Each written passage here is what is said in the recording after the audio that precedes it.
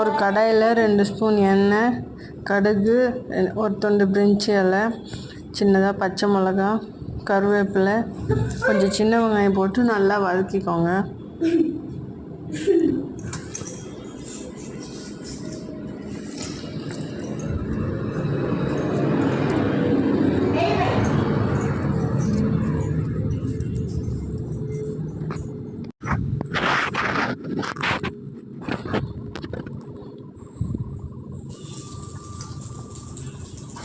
வெங்காயம் நல்லா வதங்கினதும் தக்காளி ஒன்று போட்டுக்கோங்க.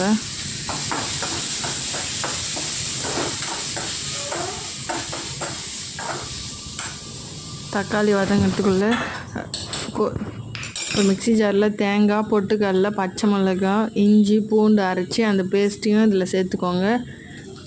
அதுக்கப்புறம் பாசிப்பருப்பும் உருளைக்கிழங்கும் வேக வச்சு நல்லா கடைஞ்சி இதில் சேர்த்துக்கோங்க. நல்லா கொதிக்க விட்டு கொத்தமல்லி தூவி இறக்குனா கும்பகோணம் கொடப்பா தயார்.